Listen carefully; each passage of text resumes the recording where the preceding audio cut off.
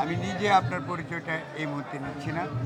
আপনি আপনার ভোটারদের উদ্দেশ্যে আপনার পরিচয়টা দিন, কোন প্যানেল থেকে কোন পদে আপনি নির্বাচন করছেন।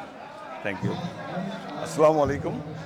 আমি সুশান্ত, আরমান মুক্তি প্যানেল থেকে আমি কার্যকরীতে নির্বাচন করছি এবং সমস্ত ভোটারদের কাছ থেকে আমার এতটুকু দাবি যে অন্তত এইবারটা আপনারা একটু ব্যতিক্রমভাবে ভোটটা দিয়ে আমাদের জয়যুক্ত করেন। আমাদের নিশ্চয়ই কিছু শিল্পীদের নিয়ে কিছু ইচ্ছার পোষণ জাগছে এবং ইচ্ছা করছি। আগামীতে অনেকে অনেক কিছু প্রতিশ্রুতি দিছে, কেউ কোনো কিছুই করে নাই। ইভেন আমিও একসময় ছিলাম, ক্যাবিনেটে ছিলাম, আমার স্বল্পতা ছিল, আমি অনেক কিছু বুঝতাম না।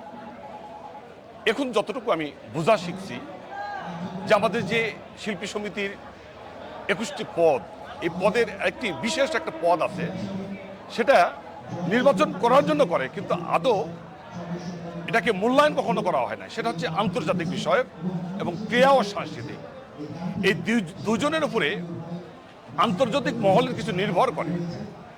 এই নির্ভরশীলতার কার্যক্রম আমাদের শিল্পীদের নিয়ে, আদার্স কিছু না।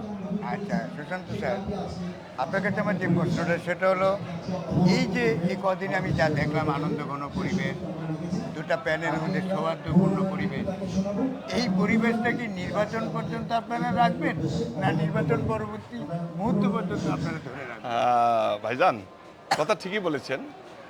মানুষের ভিতরে যখন অহংকার জন্মায় তখন সে নিজেকে আড়াল করে, সরিয়ে নেয়। কিন্তু আমরা চাই যে শিল্পী, আমাদের পরিচয় একটাই শিল্পী, আমরা সবাই মিলে যখন একসঙ্গে এমন কিছু করা সম্ভব যেটা শিল্পী সমিতি একটা সাবজেক্ট, পরিচালক সমিতি একটা সাবজেক্ট, প্রযোজক সমিতি একটা সাবজেক্ট, সম্মিলিতভাবে যেটাই করা হোক না কেন সেটা ভালো কিছুই হবে।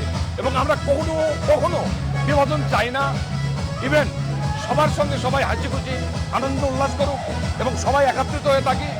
নির্বাচনের পরে আমরা আগে যা ছিলাম আমরা আনন্দের মধ্যে থাকি, এটাই আমাদের চাওয়া। আচ্ছা, তাহলে আপনি ভোটারদের উদ্দেশ্যে ভোট চেয়ে কিছু বলুন। আপনি ভোটারদের উদ্দেশ্যে আপনাকে ভোট দেবে না দেবে না এটার উদ্দেশ্যে। দেখুন ভাইয়া, ভোট গোপন ব্যাপার, গোপনীয়তার বিষয়টাই হলো ভোট। এখন আমাকে যেভাবে প্রতিশ্রুতি দেয় যে আমি ভোট দেব, ইতিপূর্বে দিয়েছো, পরপর 3 বার নির্বাচন করেছি, দিয়েছো, আমি তাদেরকে সম্মান ফিরে দিতে পারি নাই। আমার অনেক কিছুই অক্ষমতা ছিল।